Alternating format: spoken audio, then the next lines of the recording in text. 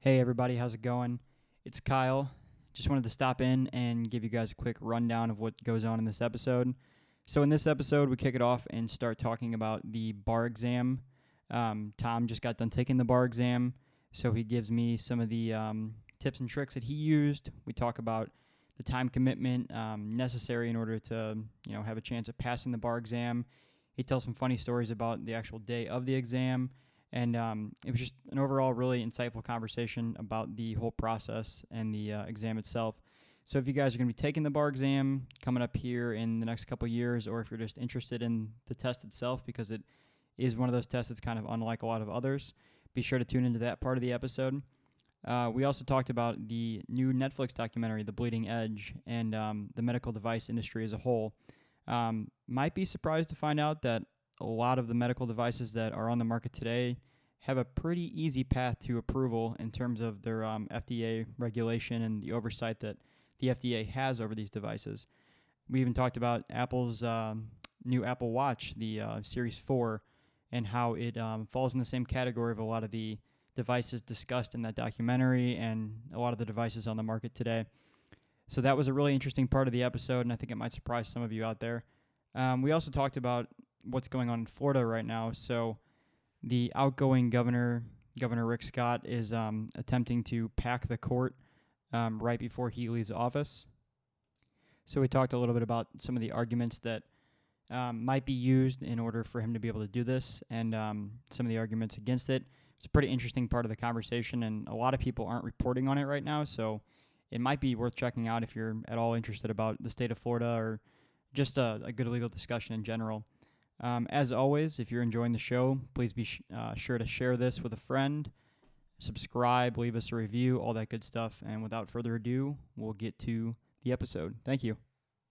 Welcome to How Is This Legal? Where in each episode we crack open the books to find outlandish legislation and regulations that make you ask, how is this legal? If you like what you hear, please be sure to subscribe, leave a review, and share this podcast with your family and friends. Here to break down what these laws mean to you is your host, Kyle Lorraine. So did you work while you were studying for the bar? I did. Unfortunately, I did. I worked 2 days a week at the public defender's office. I mean, and I studied there on occasion. So it's not like, if I needed to do something, especially in the weeks leading up to the bar exam, if we were dead, I went around and asked all the attorneys, what do you guys need me to do? No one's got anything. Then I did some multiple choice questions. But for the most part, I worked 2 days a week, and I made up for missing those study days by studying on Saturday and Sunday.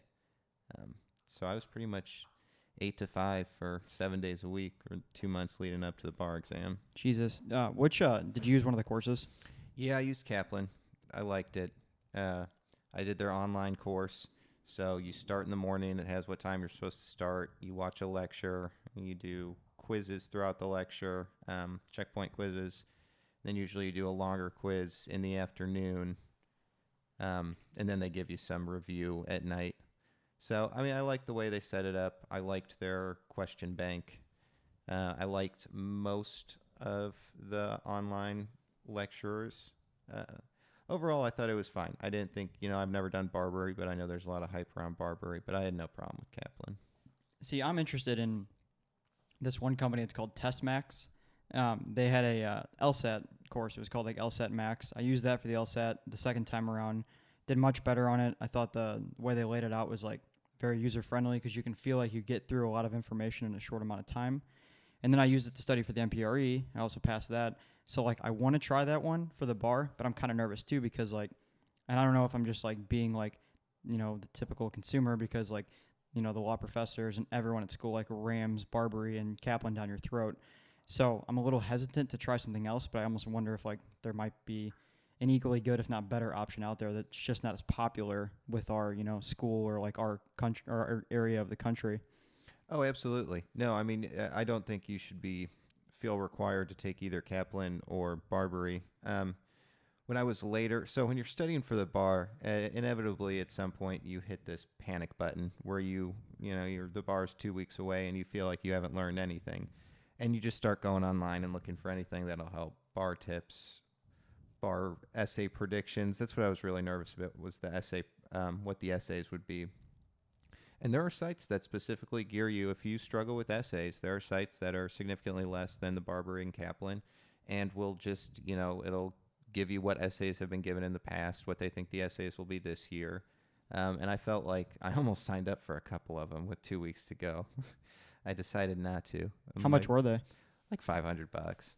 So not bad compared. I mean, it's a lot of money, especially when you're only working 2 days a week. Fuck yeah, it is. But Kaplan was like $1,100, $1,200. Jesus. Yeah, I think this BarMax one or whatever is like around the same price as Barbary, because they were running a special and it was $1,500. So I'm thinking it's like 19 or $2,000 altogether. But it's just so much damn money. It is. It's a lot. But then you get in that spot where, at least for me, I was 2 weeks out and I was convinced I was going to fail. And so I thought, what's another $500? I'm going to have to spend that $500 just on retaking it, in addition to getting the class again. So Kaplan only allows you to use the class again if you go through 100% of their material. It is stupid to go through 100% of their material, at least in my mind. There was a lot of things that I was not going to do, frankly, because I didn't have the time. And when I went online, I found a lot of people were like that. A lot of people who had failed the first time went back and had much better success doing other things and really only utilizing about 70% of the requirements on Kaplan. And I think that was true for me too. I didn't utilize 100% of everything on Kaplan, but I did probably 3 times as many multiple choice questions than I was required to do. And I would do that a lot at night until 11 or 12 at night. I would do multiple choice questions, and I would do it in the way that you can see the answer right away. So if I got it wrong, I would know right away, and I know why I got it wrong, and I know what the correct answer was. And that helped a lot. I think it did, at least. So for anyone out there that doesn't know what the bar exam is, would you mind describing sort of like the format, what's tested on it, stuff like that? Sure. So the bar exam, at least in Illinois, it's a 2-day test, and your first morning. So just to kind of set the picture, I think there's 2 different sites in Chicago that they give the bar exam every year. And the site I was in was, I don't know, it was an auditorium, I guess, or gymnasium or something. And there were about 1,000 people in there. And you're all, you have maybe a foot, 2 feet on either side of you. You're packed in there. They do keep it cool. If you ever take the bar exam in July, bring a sweatshirt, because they really keep it cold in there. For context, Tom weighs about 100 pounds. I do. Yes. No, I'm very skinny. I have no meat on my bones. But if I hadn't brought a sweatshirt, I would have been freezing, and I probably would have done worse on the bar. But anyways, so yeah, just to put it into context, you're jam-packed in this room. There's 1,000 other people. There's proctors walking around everywhere who tell you, if you look the other way, we'll consider that cheating. Not exactly that extreme, but if someone sneezes and you're the kind of person that turns your head at noises, it's very hard to try to get yourself out of that without feeling like a proctor is going to come over and take your exam away. Anyways, so you get in the room. The first morning, I think it started at 8:30 and went till noon, is the 3 Illinois essays. They have 3 state-specific essays, which, you basically have 3 hours to do them. So an hour an essay, I guess. And that covered, I can't even remember what areas of law it covered. I know there was a contract. I know in one of them they gave me an Illinois statute, and I had no idea what it was. They didn't give me any context. They just said, how would this be ruled under 725 ILCS 5/5, whatever. And I made it up. That was one of Tom's laws, as I called them. It doesn't give you the text of the statute? No, nothing. I had no idea what it was supposed to be. So I made it up. And that's actually what you're supposed to do. If you don't know the law, you make it up and you apply it as your made-up law would be applied. And usually you get points for that. That's what Kaplan and Barbary tells you to do. So once the Illinois essays are done, that afternoon is 6 essays on federal law. And those are all, I think you have like 30 minutes to write each essay. That sucked. I mean, it wasn't terrible, but there were a lot of people that didn't finish the essays. They were all, the one good thing I can say is that what they wanted were the basic parts of the law. So if you do have to teach yourself a course, as long as you have the basics down by the end of bar prep, you should be fine. Every once in a while, they'll throw in a loop out there that requires you to know some more complex rulings of that law or the complexities of that law. And you might lose a couple of points if you don't know it, but you're not going to fail the bar exam because you don't know all the intricacies. They just want you to know the basics and know how to apply the basics. So that was day 1. Day 2 was pretty much the same thing, but in the morning you have 100 multiple choice questions, and in the afternoon you have 100 multiple choice questions. And there's definitely some fatigue there, especially after day 1 and then just sitting there for 8 hours day 2, filling in bubbles. You know, you got to read 200 questions. I highly suggest that anyone who takes the bar exam, make sure you do practice days. Have a day where you do 200 questions sitting in a room, 3 hours for 100 and 3 hours for the second 100, just so you know what it feels like. That's what I did for the LSAT. It really helped. Yeah. And then they have like certain apps you can that'll play like ambient noises like you might experience during the testing environment with like doors closing and opening, people sneezing, stuff like that.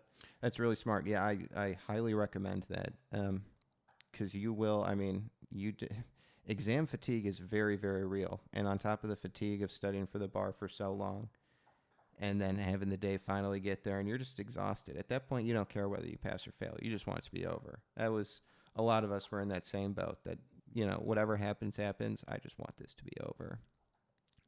And I'm at the point where I might not even, if I fail, I might not take it again. I might just find another career. The JD's still marketable. I don't know if I could put myself through that twice. That's understandable. So, what are the main areas that are tested? Like, I have a pretty good understanding. I know like evidence is a big part, contracts, torts, a lot of constitutional law. What areas did you kind of hit the hardest whenever you were studying? And were there any areas you had to like kind of teach yourself, like you were talking about? I hit property the hardest. I felt. I do not remember property. No, neither did I. I walked into my boss's office, so I was midway through study, and she asked me how it was going. I said, well, some days are good, and then other days I look down and I say, what the fuck is an easement? And it was, the easement's the first thing they teach you in property. And it was, you have those days where you're just, you blank, and you get so discouraged because you've been studying it for so long, and then you forget something stupid, and you're like, God, I'm going to fail this thing. But yeah, I hit property the hardest. I listened to that lecture a lot. And then, evidence, I would have liked more evidence, but there was a significant portion on evidence. The Constitution, a lot of constitutional law, contract law. On the constitutional law, did you have a lot of, because I know you and I'm in First Amendment now, and you've taken it previously. Was there a lot of stuff with like Establishment Clause and freedom of speech, anything like that? Yeah. Oh, absolutely. Okay. Absolutely. That was all on there. Yeah, I really didn't study for con law all that much, just because I did take First Amendment and I took advanced con law, both with Professor Macias. And so I would do questions, but I listened to the lecture and I did the questions, and then I didn't really go back to it. And I thought I did okay there. That was another nice thing about Kaplan, is they track how you do on each question, and not only contract law, but they'll track how you do on different areas of contract law. Okay. And they'll give you the breakdown. That was the one thing I really, really liked about Kaplan, was their Q-Bank, I think it was what it was called. And there's, 3,000 some odd questions in there. And you really, at least for the multiple choice, you should know going in exactly how you're going to do on the multiple choice. So, did you find that there was, back to that earlier question, was there areas you were, besides property, you were trying to teach yourself? I know you mentioned one before we started going, but I can't remember what class you were talking about. Corporations. Oh, you never took corporations? Never took corporations. That was probably my favorite class. That never intrigued me, and I really wish I could have gone back and taken it, but I had no idea how corporations worked, and because you just think they're evil. I don't think they're evil. I've always wanted to work in criminal law. I've never wanted to do anything but criminal law. And so I never, when there were those courses that came up, like, oh God, I'm forgetting what it was, but Fed tax and stuff like that, corporations, the things that probably would have made me more marketable had I taken, I just had no interest in. I would have rather taken First Amendment. I know it's not criminal law related, but it's interesting. And advanced con law and stuff like that. Those areas interested me more than corporations. So I had to teach myself corporations, and I failed miserably. What kind of questions did they ask? Or if you know what kind of questions they were asking? I mean, I literally forgot everything on the bar exam the next day, but I know there was a corporation's essay, and I know it was about the formation of a corporation Mm-hmm. and whether that corporation had actually been formed. Um, and I was wrong. I was absolutely wrong. Whatever my answer was, I was wrong. But the essay that I wrote sounded good, which is half the battle in the bar exam. For the essays, I highly recommend you write issue, and then underneath that your sentence, your issue sentence, and then do rule under that your rule sentence. Make sure that it's very clear what you're talking about, because you'll get points just for structure. You'll get points just for them not having to figure out where's your rule statement, where's your issue statement. So, I mean, there were at least 2 out of the 9 essays where I did not know what I was talking about, but I'm confident that the way I set up my essays, I will at least get some points there, and I can make up for the lost points in areas like evidence, where I hit it out of the ballpark. I nailed that evidence question. There was like 4 different types of hearsay and whether evidence was relevant. And I remembered all the rule statements. I had the law correct. So yeah, I mean, you know your strengths and weaknesses, and when you have a weakness, make your essay sound good, even if you know it's wrong. Okay, I'll have to keep that in mind. I'm not looking forward to taking it. I'll be taking it in, I guess, July. So I'll be in your shoes in exactly 1 year, kind of waiting for my results and hoping I pass. But I'm looking forward to getting it done. So you think that making the last semester a little bit lighter is definitely an advantage? I think so. Yeah, I think that helped. If I had tried to take a few more classes, I think I would have been burnt out. I don't think I would have been able to put in as much time studying. 'Cause, I mean, especially for people that don't have a gap year between undergrad and law school. Yeah, that's 7 straight years of Hell. yeah, pretty much, and the last 3 being the worst of it. And so when you're finally done with that, when you graduate, the last thing you want to do is directly hit the books from 8 to 5 Monday through Friday and study lately on Saturday and Sunday. So you really got to take into account how your body's holding up, how your mind's holding up, if you think you can get through it. And the way that it helped me was, the way I helped myself was to have a very light last semester. Okay. Yeah, I'll have to keep that in mind too. Did you have days when you were studying that you would just be like, fuck it, I'm not studying today, and like take a day off and like, I don't know, go for a walk outside or, anything like that? Did you try any of this sort of like typical relaxation techniques, or did you just drink a lot of craft beer? No, bourbon, no craft beer, a lot of bourbon, especially. So if I would nap. If I was having a bad day, I would go nap on the couch. Just deep depression naps? Yes, very, very deep depression naps. But at night, if I needed to unwind, I would pour bourbon and I would do multiple choice questions, and just because I felt that if I had had a bourbon or two and I was trying to learn something new, that might be a problem. But if I'm just maybe applying what you have. Yeah. Did you drink bourbon during the exam to do that like recall method? No. Although I do have not really a funny story, but I had a bottle of bourbon in my bag, and when I got dropped off downtown, I got off. I stepped on the curb and I went to grab my bag, and I always overpack, so my bag probably weighed like 50 pounds. And I grabbed it too quickly, and the bag swung, hit me right in the knee, and the bottle of bourbon was on the side of the bag. So the bottle of bourbon, the bottom of it, just slammed into my knee. Ooh. The day before the bar. Oh, God, it was brutal. I couldn't walk that night. I really thought that I thought if I had woke up and my knee hurt as badly as it did that night, I wouldn't be able to take the bar. Because I tried to study that night and I couldn't concentrate. I couldn't do anything. So I took a lot of Tylenol and I just hoped for the best. And I woke up the next morning and it hurt, but it didn't hurt nearly as bad as it had the night before. So I got very lucky. That's crazy. So you're from Chicago, so you felt a little bit more comfortable going to take it like in that environment. I know Chicago's a huge place, but at least you kind of knew your way around. Yeah, I would not recommend, if you've never been to Chicago and that's where you're taking it, I'd recommend trying to go, or at least go a couple of days early. The first morning of the bar exam, our hotel was probably 1.5 miles from where we were taking it, and I hopped into a cab. I got up early, probably 45 minutes before the exam was supposed to start. I was getting into a cab. We drove half a block, and I asked him if I should put my card in. He said, "Oh, my card reader's out." Like, well, I don't have any cash. So I said, "Let me out here. I obviously can't pay for this." And I ended up walking the rest of the way. And so if you had never been What a to great Chicago, way to start. yeah, oh, exactly. It was that and the bourbon bottle. And your knees fucked up. Terrible. But if you've never been to Chicago and it's 7:30 in the morning and you got to walk a mile and a half to take the exam, I can understand why that would rattle you a little bit before you go, especially if you're coming from a small town. But yeah, I mean, I've been to the city dozens of times, so I really had no issue with it. I like the city. I never want to live there, but I can tolerate it for That's a few cool days. place. Yeah, oh, absolutely. All right, so I know you're waiting for your results, and hopefully you'll get some good news here in a couple weeks and be able to put this whole mess behind you. As far as the substantive topic for today, I thought we would do a little bit of current events. I know you're usually have a pretty good finger on the pulse and are able to bestow some of your wisdom on us. One of the things I wanted to share was recently watched a documentary, The Bleeding Edge, on Netflix. I don't know if I think you have seen it or seen parts of it at least.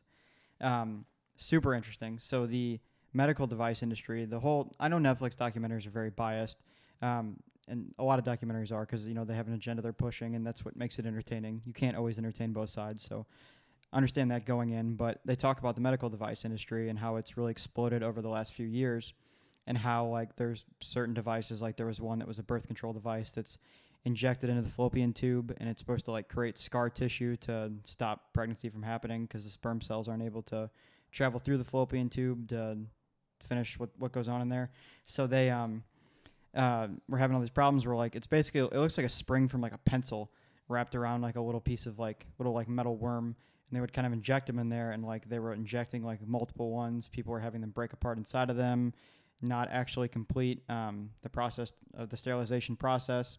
So then I guess whoever made this documentary found that and a few other examples of just different medical devices that have gone awry. Like this one guy was a doctor. He got a hip replacement, and he got cobalt component to put in him. So you can do cobalt, ceramic, or plastic. This guy was an orthopedic surgeon. The reps told him, like, the best method would be to use the cobalt. That's what he did. And the cobalt, like, breaks apart inside of him. This guy starts going, like, haywire. Can't remember, like, what day it is, his name. He's, like, walking around naked and stuff like that. Like, just goes crazy. And they find out the cobalt breaking apart is giving him, like, metal toxicity. So there's a lot of problems with some of the medical devices on the market. And one of the big reasons is because there's not much regulation. Very similar to, like, dietary supplements. There's not much pre-market regulation. There's no pre-market regulation for dietary supplements. But for medical devices, they use what is called a 510K exception. And that is they're able to put a product into the marketplace if it is substantially equivalent to an already approved product. So a lot of manufacturers have sort of caught on to this, and as a result, the documentary tells you 99% of the current medical device marketplace is composed of these devices that were passed under this 510K exception, which is kind of scary because we've made all kinds of technological advancements, even in the last 10 years. And if they're all getting passed based on, like, 1990 technology, that's probably proven ineffective. So it's just the whole, like, snowball effect. But the new Apple Watch, I thought was interesting, has been approved by the FDA as a heart monitoring device. So I have the Apple Watch, the Series 3. The Series 4 that came out is, so mine will do heart rate, and I can track, like, heart rate variability and stuff like that. But I guess this one will track, like, irregular heartbeats and things like that for people that have heart conditions. So instead of buying the heart monitor from their doctor, they can buy the new Apple Watch and, get the same benefits in a little bit more stylish format. So approved by the FDA made me wonder if it was passed with this 510K exception. And it is. According to, you can Google this, it's like the third or fourth result. An FDA published minutes from the hearing, they passed this software that is basically the Apple Watch is the vessel for under the 510K exception. So I found that to be pretty interesting. It is a good documentary. I definitely recommend checking it out. But what do you got in the news, Tom? What's going on in your world or in the world that you find interesting? So I have watched that documentary. Part of it, they're very graphic. And when the hip surgery came on and they were basically performing the hip surgery on the documentary, I went over to my computer and I just kind of listened to it in the background from that point on. I don't like all the blood and everything, but it was very interesting. And just the one thing that I encourage people, if you go watch it, to really look at is the hearing that they had on this, where the board that approves these This was the birth control one, I believe, and the board had major problems with this birth control device, and they were asking serious questions about, how many people has this been tested on? These results concern us. What does the company say about this? And they addressed some very serious problems with the device, and they still approved it without getting adequate responses. And I thought that was very interesting. Aren't they laughing in the meeting too? Like, I guess we'll find out in a few years if it's wrong or if it's bad. I mean, it definitely it's part of that documentary is pretty harrowing, because there's people who have been seriously, their entire lives have been not ruined, but significantly affected by this medical device. And then they go back and they watch this tape on how it was approved, how did it even get, into the doctor's hand to be put into them. And the process is kind of a sham. And it was upsetting. And I know there's not any perfect solution. Like you said, everyone has an agenda. And if companies were to show, I'm sure that medical companies could show, hey, these are the other devices that were allowed under this same exception. And these are all the lives those devices have saved. And you're not going to get it 100% right all of the time. And I think that's true. But no, I mean, it's a discussion that should be had again. And I thought that documentary did a good job of at least bringing the issue to the table. Yeah, I thought so too. But so anyways, my current topic is the Florida Supreme Court. Everyone's talking about Brett Kavanaugh, and I'm a little more interested in the Florida Supreme Court at this moment. A lot of stories from Florida coming from you. Yeah, Florida's an interesting place. It really is. I would never live down in Florida, but it is. I would. Oh, you couldn't live in like South Florida? No. Like West Palm area or something? No. Oh, I could easily live down there. I would never never move to Florida. Maybe when I'm like 75 and I want to live on one of those retirement golf courses, I'd consider it. But I mean, you already live in Illinois. Like, how much more scandalous besides Florida can it get? That's true. But we live in Southern Illinois, and Southern Illinois, as any Southern Illinois resident will tell you, it's not the same as the rest of Illinois. It's like a different state. Yeah, they want it to be a different state. But anyways, so back to Florida. So, I'll try to be as brief as possible on this because it is complicated, and I read a lot of different stories that I couldn't really put my finger on the issue. But so Rick Scott is running for the Senate. He's also, I don't think he can run for governor regardless. So Rick Scott's term as governor is up in January. And there are also 3 Florida Supreme Court justices who face mandatory retirement on the same date in January due to age restrictions. You can't serve past your 70th birthday. So what's happened in the past when there have been mandatory retirements and vacancies that need to be filled is generally when the current governor is not going to be governor for the next term, then the incoming governor and the outcoming governor will sit down and will discuss potential candidates, and usually they come to some sort of conclusion about who they want to pick.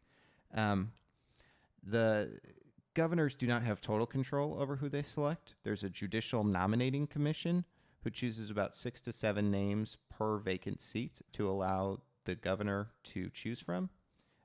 It should be noted that this judicial nominating commission was packed by Rick Scott. So most of the names will be conservative. So this whole thing could all be largely moot, as it doesn't really matter. You're either going to have conservative light or conservative hard. But anyways, so there's been some controversy because last year Rick Scott said that he would appoint 3 justices to fill the vacancies. And a lot of groups thought this was ridiculous. They brought suits to the Florida Supreme Court and asked them to decide whether Rick Scott could do this. And the Florida Supreme Court said it's not ripe yet. Said the issue, basically, there is no issue yet because all Rick Scott did was said he would appoint justices to fill the vacancies. He didn't do anything formal to start doing that. He just said he would do it. And so when the court says an issue is not ripe, they mean that there's no actual controversy then, that something else needs to happen before there is a legitimate controversy. Which creates kind of a weird quagmire in the law because if you're challenging a law, you essentially have to violate the law, break the law before you can have the court hear it because they don't want to issue advisory opinions because then it goes into the separation of powers where they are stepping on the legislature's toes in enacting these laws and so forth. Just a brief background. No, that was a really good explanation. That's exactly right. And so a couple of weeks ago, Rick Scott did do something. He asked the Judicial Nominating Commission to come up with a list of names that could be potential replacements to the Florida Supreme Court. And that is what they're doing right now. And so this whole controversy, it's interesting. I think there's actually two separate controversies. One is whether he was even allowed to ask the Judicial Nominating Commission to begin this at all. In 2006, Jeb Bush, the then governor of Florida, asked the Supreme Court for an advisory opinion. And it was a similar circumstance to what we have today, except it was a Court of Appeals in Florida vacancy, not a Supreme Court vacancy. And just real quick, too, I'll interject another little tidbit. So the federal system has the district, the appellate, and the Supreme Court. Most of the states have the same system where they have 3 tiers of courts. So they have their circuit or district, their appellate, and then their Supreme Court, just so if anyone's confused why we're talking about Florida Supreme Court as opposed to the U.S. Supreme Court. Yeah, no, exactly. And then New York throws everyone off, and New York's first level of state court is the New York State Supreme Court. I never understood that. It doesn't make Super any weird. The law's really weird, though. Yeah, very, very weird. So anyways, Jeb Bush wrote this letter and asked for an advisory opinion. And his question was, does it matter, or when, his question was, do I get to start the appointment process when a seat is physically vacant or when a seat is constitutionally vacant? And he asked that question because in the discussion we're having right now about the current Florida Supreme Court, right now those 3 seats on the Florida Supreme Court are constitutionally vacant because they face mandatory retirement. There is no way that they can be in those seats after January 8th of 2019. But those seats are not physically vacant. They are physically occupied by the 3 outgoing justices. And so when Jeb Bush asked this question and asked for an advisory opinion, and advisory opinions are not binding, despite the Supreme Court ruling on the issue, it's just an advisory opinion. Florida does not have to follow it. But to answer this question for them, the Supreme Court looked at Florida's Constitution, and they said, well, Florida's Constitution says it right there, that a term expires or a vacancy occurs when the term expires. And so there has to be a physical vacancy before you begin the appointment process. Well, and this is what confuses me, because Rick Scott's already started he's already asked the Judicial Nominating Commission to come up with names. So in his argument, there's already a vacancy there. Now, there's a whole nother, this is very weird, and I tried to parse through this, but I really was having trouble understanding it. Some of the articles I found were talking about there's a controversy between when actually Rick Scott has the ability to nominate the successors. The 3 justices, their term expires on January 8th at midnight. Rick Scott's term expires also on January 8th at midnight. But practically speaking, because the new governor won't be sworn in until January 9th at noon, Rick Scott's argument is that because there needs to be a governor, he is still the governor until noon on January 9th, at which point he will have 3 physically vacant seats that he can then nominate Supreme Court justices or Florida Supreme Court justices to fill. So he's going to do it in that last 12 hours of his governorship, which is, I mean, it's, you know, politics aside, I would like to point out that in 2014, they actually, the Florida legislature tried to solve this, and they put a constitutional amendment on the ballot to allow voters to choose. And they said, should the outgoing governor in these circumstances get to pick the new justice, or should the incoming governor? And they needed 60% threshold to have the amendment pass, and they got 48. So the people of Florida have already asked or decided this question. They want the incoming governor to pick. But Rick Scott is determined to be the one who decides them on that January 9th date, hours before the new governor is sworn in. And there's a lot of reasons this could all be moot. For one, DeSantis could win. And DeSantis is a Republican along with Rick Scott. And I think that DeSantis and Rick Scott could get together and choose 3 Republican justices that they would both feel comfortable in. The problem happens if, I think it's Gilliam, if he wins, there's no way that him and Rick Scott are going to sit down and come to terms on 3 different justices. It just won't happen. So then you have this constitutional crisis where what if Rick Scott goes ahead and nominates him? What if, even crazier, what if the Democratic governor, if he wins, if he asked, and this has been done before, if he asked for a swearing-in ceremony at midnight, there's a chance that Rick Scott won't accept the fact that he's the governor until noon the next day, and Rick Scott could still go ahead and nominate those positions, and you'd basically have 2 people claiming the governorship for an area for a time of 12 hours until noon of the next day. And that could be really interesting, because then do the justices that Rick Scott nominate, do they then immediately take the bench? And when this is all inevitably challenged before the Florida Supreme Court, would those 3 justices on the bench decide whether they stay on the bench? So what if Rick Scott, because he's running for Senate, what if he's elected to Senate? Wouldn't his term start on like the 3rd or something like that? Yes, and then his lieutenant governor would take over as governor until the 9th. And then at that point, you have a lieutenant governor doing this, which, I mean, there's some argument that the lieutenant governor is even more attenuated from the people because he was appointed. And so you can make the argument that that appointment would be even more illegitimate than if Rick Scott would do it while he was technically not still governor. Yes. But my big thing that I don't understand is, was the act of him asking the Judicial Nominating Commission to pick names unconstitutional because there's not a vacancy yet? Or will it be unconstitutional when he actually nominates, or when he actually appoints the 3 justices on January 9th?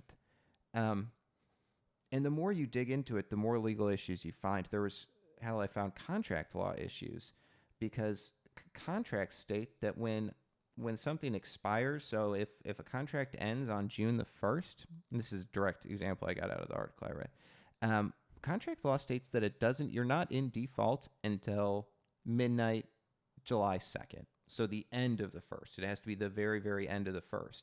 So if their terms expire on January 8th, then Rick Scott's his term should expire on, at least is how I understood it, on January 9th at midnight. But then Rick Scott had basically the absurdity argument that you're not going to have a governor for 12 hours.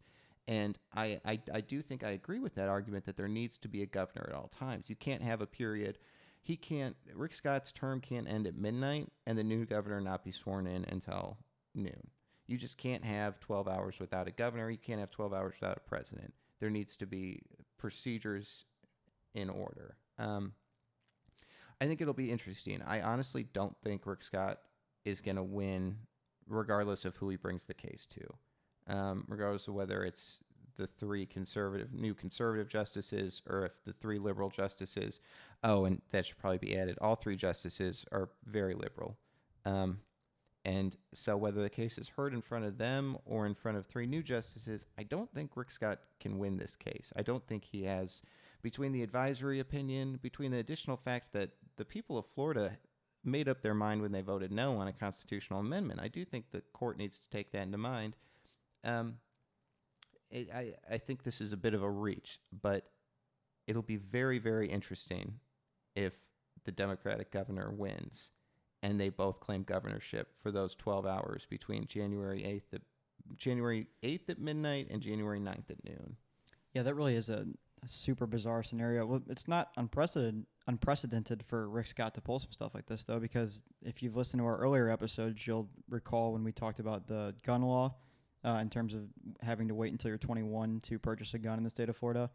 And your theory, which I'm inclined to agree with, is that Rick Scott did that intentionally, knowing it would be overturned, and to sort of appease it's kind of the perfect solution in his eyes, because he appeases the people of Florida after, a devastating school shooting. And he also gets to set the precedent that this kind of law would never be able to stand. So it's an interesting strategy. So it's not, it didn't surprise me that he's trying to pull some stuff like this now at the end of his term.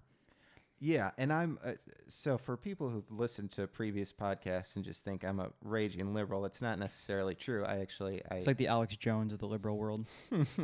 No, definitely not. I was actually a huge Jeb Bush fan. I really wanted Jeb Bush to have the Republican nomination.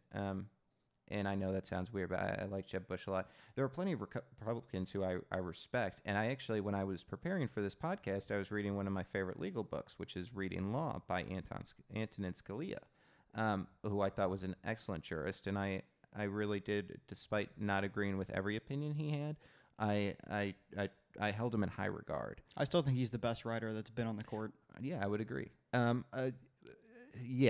think I would agree with that. I loved Antonin Scalia's writing. I love his sarcasm, how he like layers it in there with the intellect and the high academia. Yeah, and actually Gorsuch has got a little flair for that as well. Not nearly on the same level. Maybe he will. Maybe he'll evolve. He'll get a little more brash. Yeah.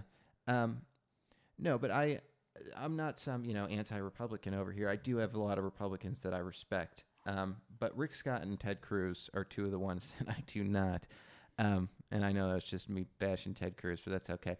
We were talking about this earlier. Ted Cruz is an excellent attorney general, and when he argued in front of the Supreme Court, it was a thing to listen to, I guess, because you can't watch them. But if anyone likes listening to legal arguments, just Google Ted Cruz Supreme Court argument and listen to any of them, because he was an excellent attorney, and it was a very impressive oralist. And so no, I mean I respect differences of opinions and differences in interpretation. I love the law because you can interpret it in basically whatever way you want, and as long as it's not outrageous, I will tend to agree that that's absolutely a possibility. That's the way it can be interpreted. But then there are certain politicians on both sides of the aisle who just do things that I think are, you're not even trying. At this point, you're not even trying. And I think that's what Rick Scott is doing with this whole nominating the three justices. I think he knows that if part of the problem is that these three justices were a thorn in his side for much of his administration, and they struck down a lot of laws that his legislature had passed.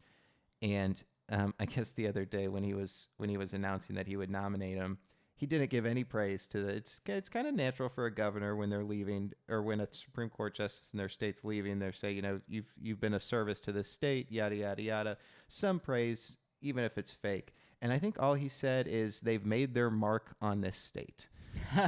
And so, I mean, I don't blame Rick Scott. He's pissed. These three justices have screwed him over in every which way in his time in office, and now he can't wait to kick him out and replace him with the most conservative justices he could find. The problem is I just don't think he has a legal leg to stand on. That's so interesting. He's basing that on like contract, and you know what I mean? Just it's such a tenuous argument that he should be able to appoint them. Yeah, well, it's like it is and it isn't. I think there's validity to it, but like when you look at it in the context, it seems kind of bizarre. I'm still I can't wait till I get a brief in my hands on what exactly the arguments are, because I'm still so confused on whether it's unconstitutional to start the nominating process, whether that commission shouldn't have been started, because I believe it's 30 days. Within 30 days after a vacancy occurs, this commission is supposed to give you names as replacements.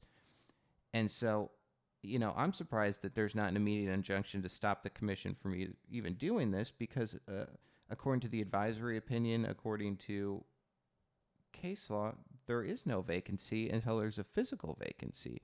And that's exactly what Jeb Bush asked in 2006, and the Supreme Court said no. Constitutional vacancy is not a vacancy for the purposes of putting someone on that seat. It must be a physical vacancy. But yeah, the whole thing is it's kind of weird. And it really doesn't help that there's so much else going on in the news that I'm only really reading this from fringe outlets. Like I looked across every Florida law blog trying to find some news about this. But a lot of my information came from, the Miami Herald and the Tampa Bay Sun-Times or whatever. I had to get a lot of my information from local news sources because it's not quite a national story. I wonder if he's taking that into consideration when trying to do this too, that there's not going to be much sort of public outcry. Obviously, they don't have the power in the tribunal, but it's still a consideration.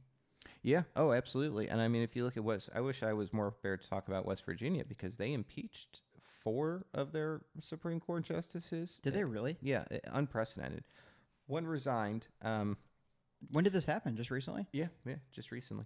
One went ahead and resigned, and I think that had something to do with there's rules about if a justice resigns at a certain time, their name or that vacancy will be on the ballot for the upcoming election. And if they resign after a certain time, their name won't be, or that position won't be vacant or on the general ballot, whatever, until the next election. So is that to guarantee that they like if they stay in office a certain time, then they'll like it'll get pushed to the general election if it's like within so many? Yeah. They cut it very tight on the time limits, but because the justice resigned at a certain time, then the governor will appoint someone to that vacancy until the 2018 election. Gotcha. But then after a certain time, the governor appoints someone until the 2020 election. But yeah, they impeached like four of their Supreme Court justices for misuse of funds, all sorts of stuff. And I thought about trying to do more research on that and talking about it here, but because impeachment proceedings are moving forward with 3 of them, I think it's probably more prudent just to wait and see what the impeachment proceedings come out. You know, it's all party lines at this point. Democrats are saying these are 4 liberal justices. You're just doing this to pack the court. And Republicans are saying, no, they misused federal funds. We're going to impeach them because that's a violation of their oaths of office and possibly of criminal violations. And so I would like to see what evidence comes out. I can't imagine they do this without evidence. I really can't. I can't imagine that the governor of West Virginia is just going to say, we'll kick him off now, we'll impeach him now and hope that, you know, the vote goes our way when it comes time to kick him out of office. But I do think it'll be interesting. Maybe we'll talk about that next time. But yeah, and I think no one's heard about that either. You know, it would be mentioned on the news, but no one's talking about it because of Kavanaugh, because of Florence, because of, you know what else people aren't talking about? Speaking of Florence, Magna Hut, whatever it's called. I think it's Magna Hut. Super typhoon over in southeast China or something. It's a Category 5 hurricane. It's twice the size of Florence, bearing down on like Indonesia and Southeast China. I don't know my geography, but the thing's huge and no one's talking about it. It's twice the size of Florence. We have our own hurricanes to deal with. Yeah, I know we have our own hurricane, but our own hurricane, you know, we talk about 24/7. I'd like to hear more about this Magna Hut thing because it looks massive. I know this sounds horrible, but I love major weather events. They fascinate me. They are interesting. Yeah. I mean, it's terrible for the people involved, and if anyone's listening that's involved, we're not saying we're excited at your situation, but it is interesting that like just the power of nature, I think. Yes. No, I wish they did not happen, but they do happen, and because they do happen, whenever hurricane season comes, I follow them. I go to tropical weather websites and try to learn more about hurricanes and how they form, and I just find the power of Mother Nature to be fascinating. And it's sad because almost always these result in fatalities, and you know, more than that. I think there's only 5 people dead from Florence. Still, it's 5 people. It's significant. But the number of people who are displaced from their homes for weeks and months or never go back there. The loss of more than just life, but of everything else but their life in a lot of these cases.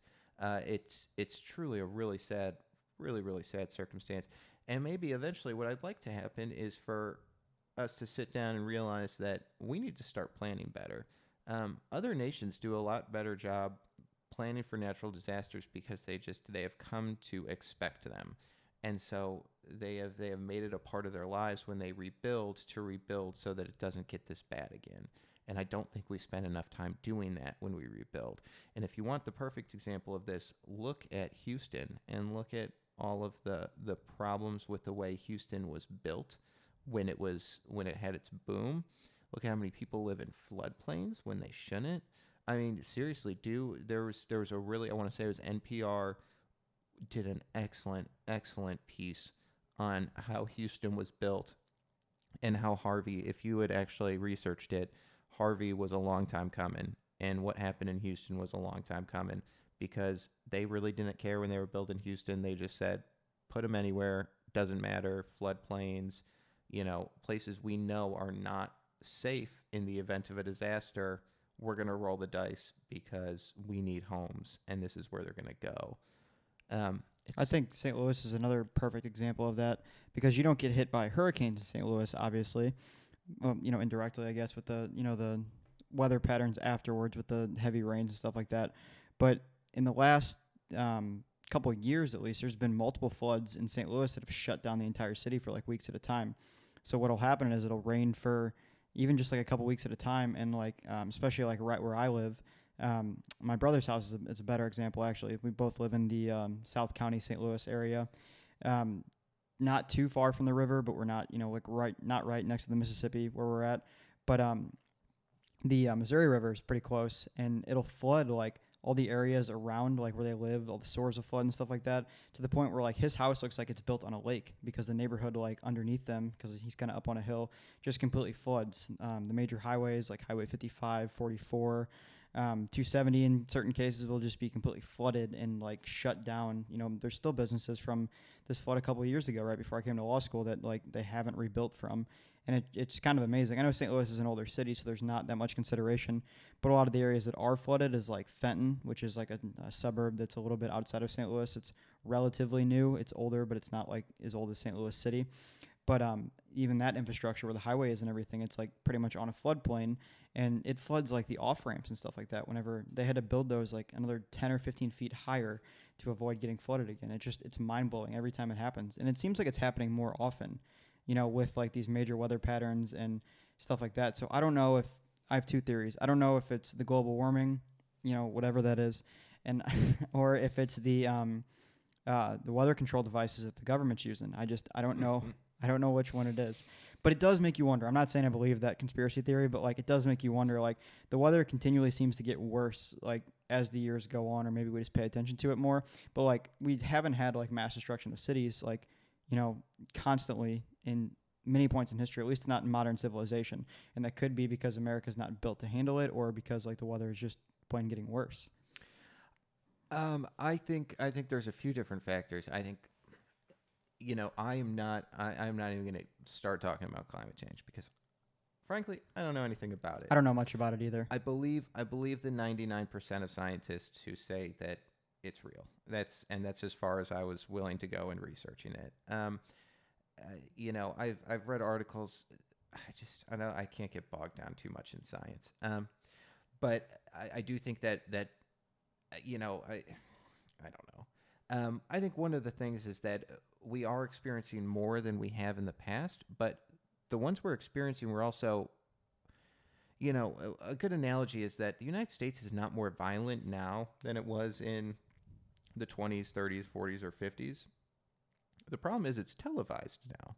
It's actually the safest time now. Yeah, you can turn on the news and you turn on the news, local news in Chicago, and it sounds like the world's going to hell because 56 people got shot over the weekend.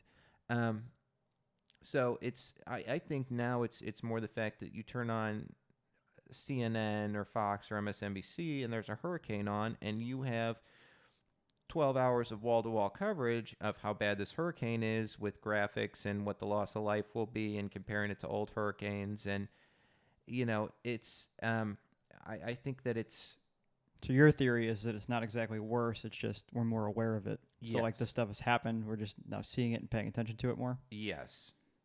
I think there's some validity to that because we're constantly getting news stories. Like you said, Florence is on there, 24 hours a day. Or any hurricane when it's happening is 24 hours a day, and then you hear about it for weeks after. The president makes an appearance there, so it is it's like a national event every time we have a hurricane.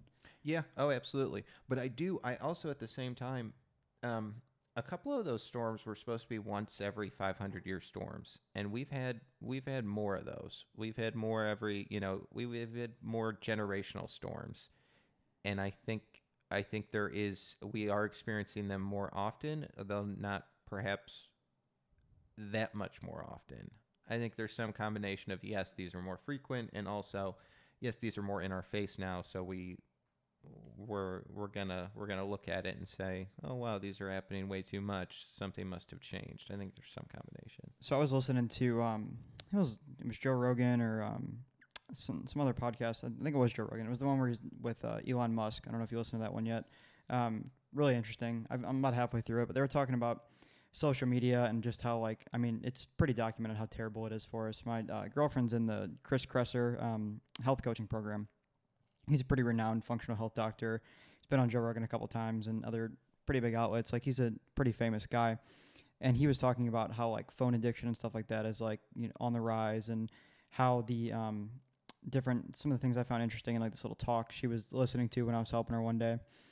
They were talking about how like execs at like Wired magazine, Facebook, Microsoft, stuff like that, they don't let their kids use technology in excess, like they just don't have phones until it's like absolutely necessary. So it kind of speaks to like how sort of controlling it really is. And like one of the interesting things that I've seen, so recently I got rid of the like Instagram and Facebook app on my phone. I still have Reddit, but it's like it's still easy to get lost in Reddit, but there's also like some news stories, so you're like kind of picking some good stuff up if you're like following the right things, obviously. But like I've noticed with Facebook and Instagram is like if you look at those all day, like you start to get kind of sad, especially if you're like studying all day or doing something you're not like kind of burnt out from school, because like everyone's portraying their life in such a glamorous fashion, and it like forces us to kind of compare ourselves to other people. So I think that there's a lot of like negative aspects that come from it. So I've like I'm going on like I guess 4 or 5 days of not having it on my phone, and it's weird because I still find myself like going to check Facebook or Instagram, and so it almost makes you wonder like what is that doing to us in terms of like these news things too, because you're already having these websites that are designed to give you an emotional response in terms of like the dopamine release in your brain when you get likes and different things like that. Did you know Instagram, if you get like put up a picture and like all of a sudden you get 50 likes like within a second or a couple minutes, depending say you have a bunch of followers, they'll actually wait to give you those likes until in like incremental periods. So it won't say 50 people liked your photo. It'll say like Tom, Champ, and a couple other people liked your photo, and it'll like give you like little incremental bites. So they were talking about this on Joe Rogan, saying like how it's crazy that we put these things up and then we sort of like we need like this little like nectar of like this validation from other people that we've never met before.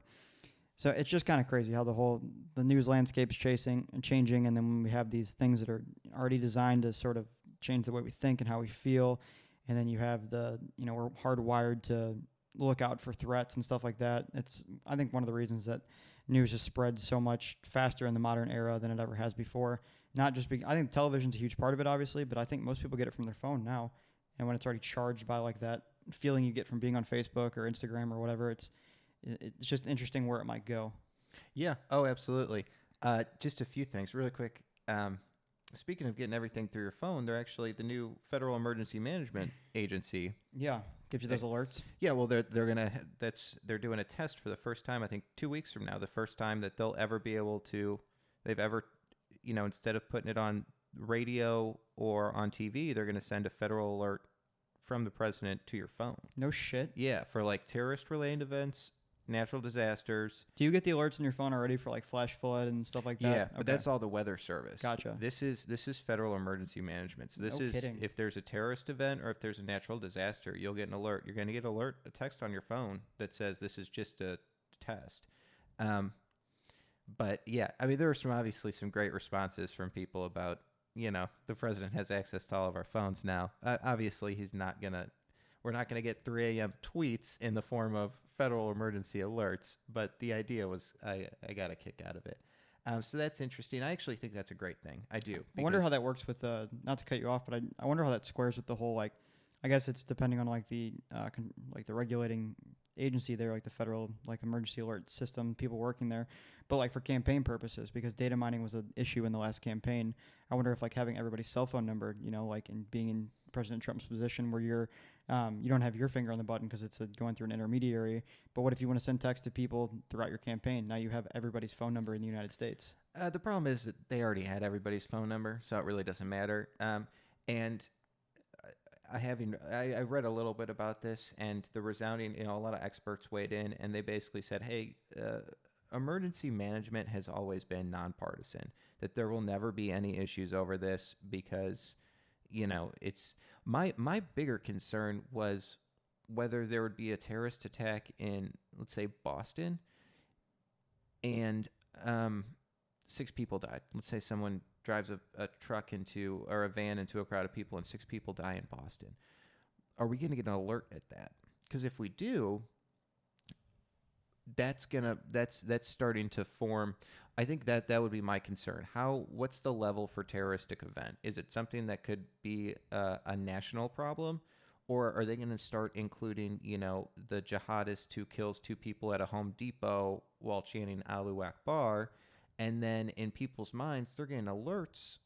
Now they're getting text messages saying terrorists are in the United States, and if you don't vote Republican, they're going to come after you. That's obviously not going to be in the message, but I think that's kind of the natural. That's how people. The subliminal message attached. Yes. People latch onto that. And that would be my only concern about this becoming partisan, is what level of terroristic attack necessitates sending this message or an alert. And I would argue that, obviously 9/11. I would argue that the Boston Marathon bombing too. If there's any, if there is any hint that an attack could be a part of a larger attack and that people in other cities need to be prepared, I think that would be fine. But I think there's going to be a fine line, and it could be very easy to send out one too many about lone wolf attacks that happened in New York and posed no threat to the citizens of Los Angeles, but everyone from New York to Los Angeles received an alert about it. But yeah, back to what we were talking about. Well, I want to stay on this for a second. Yeah, I sure, think sure. that, but I think there needs to be like more of a conversation of like, because like even like when you were saying like what do we define as a terrorist attack? Because there's not very clear guidelines. Because like, like you could argue that like a school shooting or like a shooting on a college campus, even though it's like undertaken by a white male, is still a terrorist attack. But like it's usually not. But if it would be someone from like even just the Muslim religion, they don't even have to be related to an extremist group. It's more than likely going to be categorized as a terrorist attack.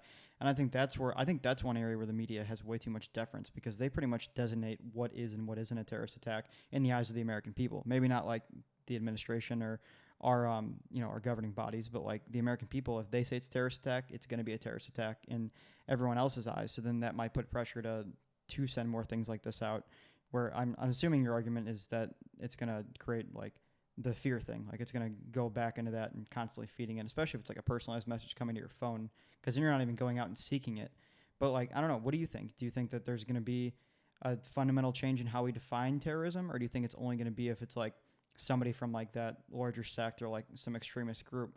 And like, what if we don't find out till later? What if like there's a white kid from, I don't know, Ohio that like radicalizes by going online and looking up all the teachings and stuff like that of the extremist sects, but they don't find that out until later, but that's what charged his attack? To answer your question, have you heard anyone call the guy from Charlottesville a terrorist? No. Yeah. Oh, that answers. He was a guy, I believe, from Ohio, might have been Kentucky, who radicalized himself online. That's the guy that did the church shooting, right? No. That was, also a terrorist attack.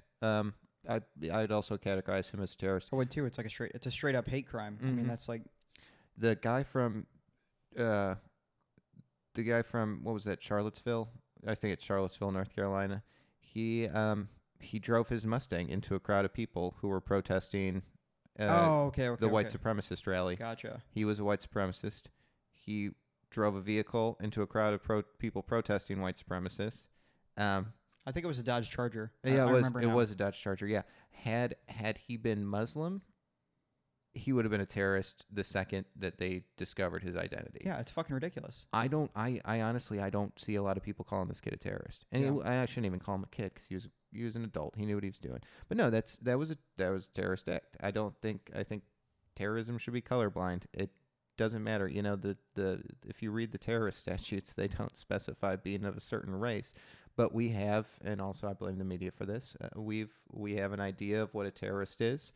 We could all draw a picture of what a terrorist is, and 80% of those pictures would be a Middle Eastern man wearing some sort of headgear. And I almost wonder if like they did, I guess, sort of use this terrorist power, like colorblind, like you're saying, if that would discourage like certain school shootings and stuff like that. Because like, if you're going into a school and like, the Parkland shooting and you shoot, tens of people, that's a problem. Obviously there's something else going on there. So like, I guess my problem is like, why does it have to be assumed right away that you're affiliated with something in order to be categorized as a terrorist? Because the way we portray it now is it's an individual with like some deep mental problems, which is usually the case. They're usually on some sort of, mind altering depression medicine or something like that there's problems with that need to be looked at too, but not the focus of this conversation. But there's something that's making them do this. But I think that when they portray it as like a kid that has some mental issues and has experienced trauma in the past and, the typical profile, it gives someone something to relate to. But if they labeled them as a terrorist and like the whole country's automatically like, disgusted and hates them and like is able to like rationalize their hate and channel it, because now people get upset about school shootings, but nobody remembers who does them, even though they plaster their names everywhere and make them like, a temporary hero, which is the problem. But if they were labeling that name with, an act of terrorism, then I wonder if it would discourage people instead of giving them someone to sort of identify with and maybe encourage them to do something else. See, I slightly disagree because I do think the media, and this just happened recently, but the last couple of years, they've been really trying not to say the names of the shooters, which I like because that's what the shooters want. They want to be remembered. They want to be remembered, and I don't think they should be remembered. But I also blame the media. I think you're absolutely right that we need to start labeling them as terrorists or something worse than like a troubled youth. Yeah, and the problem is, I'd have to look at the terrorism statutes because there's a federal one, and I'm sure there's state ones, but I don't know how you square that with someone who is severely mentally ill, as a lot of these kids are. A lot of these kids aren't radicalized. A lot of these kids aren't, they're not doing this for a purpose or a cause. And you might need that to be considered under the terrorism statute. You might need to have a purpose or a cause. I mean, I think it's just the purpose of causing terror, but if you're going in there because you've been bullied the last 10 years and you finally snapped, are you really going in there to commit an act of terror? I don't know. It's a weird question. It definitely puts you in a weird place in terms of like interpreting, I guess, motives and stuff like that. But I don't know. Maybe they don't need to be all labeled as terrorists because like there's obviously it's gonna run afoul to some of the terrorism statutes and like the purpose of them and stuff like that. But I don't know. I guess my thing is I think there needs to be a higher threshold or a higher, maybe not a higher threshold, but a different like distinguishing factor besides like they have mental issues and they were bullied. Yeah. No, I completely agree. Like they need to be labeled as like a criminal. Yes, I definitely agree with that. But I would like to get back to this phone addiction. I have not watched the new Elon Musk. I watched parts of it. Mm-hmm. I like Elon Musk. I don't know why he gets as much slack as he does. I think it's because he's so damn smart. Like I think everyone realizes that he's different than us. Yeah. Oh, he is. But yeah, no, I do like Elon Musk, and I don't agree with the fact that we have phone addictions, though. I think that some people do, but you brought up something interesting earlier. You brought up Reddit. I don't have Facebook. I don't have Twitter. I don't have Instagram. But you don't have any of those? Mm-mm. But I am on Reddit. Actually, no, I take that back. My buddies kept sending me Instagram things, or if there was like sports clips, they were on Instagram. You can't log on to see them unless you have an Instagram account. So I have like just a very don't follow anyone, don't post ghost pictures. Account. I have a ghost account, yeah. Because if I get a link in a group chat of an Instagram account, and I'm the only one who can't talk about it because I don't have an Instagram account, it's annoying. Anyways, but I have Reddit, and when I'm laying around the house, I'm on my phone all the time. And just because I'm on my phone doesn't mean I'm just scrolling through useless bullshit. A lot of these articles that I talked about today and in the past, I've found on Reddit. A lot of the things, if you can detail what subreddits you want to see, and you can come across some very interesting things that you would have missed otherwise. And for me, it's not so much as I'm just going to lay here on my phone. It's more so I'm going to take in as much information as I can and that I find interesting. And so I think phones can be used, never before have we had such a vast amount of information just right at our fingertips. And if used appropriately, then there's no reason that you should ever shame someone for being on their phone all the time. I get that there are going outside is nice and doing other things is nice, but as a grown adult who just wants to lay around on his days off, like I don't see any problem with me and my phone use, despite the fact that it is a lot. But just to kind of go off that, we were doing Four Deer, which is jury selection in a trial. It wasn't me. It was one of my colleagues. And the state's attorney asked a very interesting question, and I really liked it. And it was, where do you get your news from? And the answer she was looking for was Facebook. She didn't want anyone on her jury who got their news from Facebook, and I thought that was genius. I thought it was very simple, and I should have thought of it. But you want to know, there's so many people getting their news from Facebook now that you might not want them on your jury. You might not want them, especially if you're the state's attorney. If you're the state's attorney, you want them. This is straightforward. This is this is A to B to C to D. This is how it happened. The defense attorney is going to get up and try to throw some kinks in that and try to make it look like, oh, it might have been something else. And I think if you want someone who's just going to follow the facts and who's going to, believe the most reasonable argument, you might not want someone who gets most of their news from Facebook. There's fine news on Facebook, but there's also a lot of fake news on Facebook. And I thought that was really good. So I think it's kind of interesting how now we're using social media and the internet to pick our jurors, which is, I'm sure there's probably some really good seminars on exactly, what are the right questions to ask to determine someone's online use, and then determine what way they're likely to be influenced or yes base their decisions on. Yes. Yeah, I went to a CLE thing over the summer. My boss sent me. It was actually for lawyers, but it was talking about like social media evidence and like the requirements for getting that stuff admitted, electronically stored evidence, stuff like that. So it was super helpful, and really glad they did send me. But they were talking about like personal injury cases. There was this one guy who I think it was a fire or like an electrical incident, and he said that like he lost like use of like his right arm and stuff like that. And, like his quality of life was severely diminished. His grip strength had diminished. He said that his face was too scarred and stuff like that for him to be able to go out and have meaningful relationships with people, enjoy stuff in public. And they had like all these pictures that like the guy that was giving the seminar was like he was involved in the case, and it was the opposing. He represented the company, and he was putting all these pictures up, and this guy was saying that he like lost like use of his hands, and there's like a picture of him like ripping a backflip on a wakeboard. Oh my God. There was another picture of him rock climbing, like multiple pictures of him rock climbing, like up in the air, like holding on just by his hands.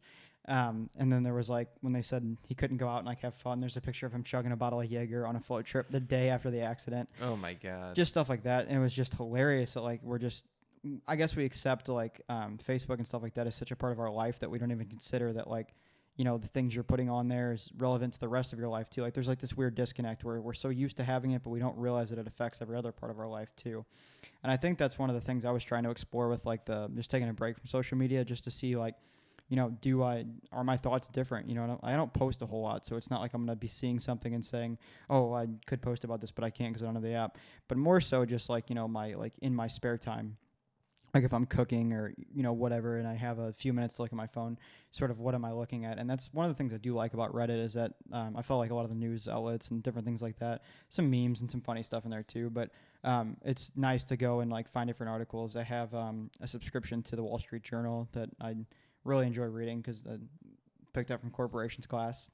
Kaylor was all about it. So I subscribe to that. I still have that. And then I have Wired. I have a subscription to that as well. I still get the actual magazines from that, which I think is cool because I get kind of excited when they show up, and it's like nice to read that at night because all the research about blue light keeping you up and different things like that. So I definitely think there's more value and excitement in like the old ways of doing things in terms of like getting the actual magazines and just reading like news articles that maybe not like as sexy and cool as like Instagram and Facebook or whatever. And I think there's some value there. I think you can pick up a lot of good stuff. Yeah. Oh, absolutely. Absolutely. No, I completely agree. And I know we're getting long on time. I don't know. I mean, I could keep talking, but I do want to share one more story I found on Reddit. Sure. Before. Okay. I just want to make sure I got this in. So I subscribe to subreddits or start with an R. So r/space is the subreddit for space news, anything space, videos, all that stuff. And there was an article in there recently that talked about an observatory in New Mexico, I want to say. And it was a small town. It was an observatory owned by a private company, but it was open to the public. And the sheriff got a call one day. The sheriff in that town got a call and said, hey, go up and evacuate the observatory. Didn't give any reason why. The FBI just said, this was the FBI calling and said, hey, go evacuate this observatory for us. So they get there and they're evacuating. They're like, what's the problem? Is there a fire? Is there, someone loose with a gun? What's going on? Everyone at the observatory was like, no, nothing's wrong. We have no idea. So this was back in the beginning of September, like September 5th. Well, they get them evacuated, and the sheriff's kind of hanging around, and they're like, well, hell, there's no threat. What are we doing? Just standing around. Let's leave. So the FBI took the place over. And in the 2 weeks since this has happened, the sheriff has been given no reason for why it was evacuated. The employees have not been allowed back on the premises. It has been remained closed to the public. It's like some Stranger Things shit. Yes, and the sheriff said he has seen Black Hawk helicopters flying. No, What? Tomahawk or Black Hawk, one of the Hawks helicopters, military-level helicopters flying around this observatory. Said people messing around with antennas. Said it was just basically taken over by the FBI and the government. There was also a little wrinkle. The post office was closed for, I'm assuming just a brief amount of time. But the post office was closed, and people believe it was in relation to this. And so a couple of theories is that these are just a few of the theories I found on the forum comments, because no one has any idea, and we probably will never know. But someone suggested that maybe classified information or something dangerous had been sent to the observatory, and that's why they closed both the post office and the observatory before they could figure out how it happened. Aliens was obviously a popular theory. My favorite was that the observatory noticed an asteroid coming down to Earth, and the FBI got everyone out of there and made them sign some sort of non-disclosure clauses because they don't want the general public to know that the world is about to end. I mean, people were going wild in their speculations because they had nothing to go on. But I thought the story itself was interesting, and I'd like to talk to someone who isn't just a wild conspiracy theorist and figure out what are the reasons this might happen, what are the benign reasons this might happen, and what are the more fantastical reasons this might happen.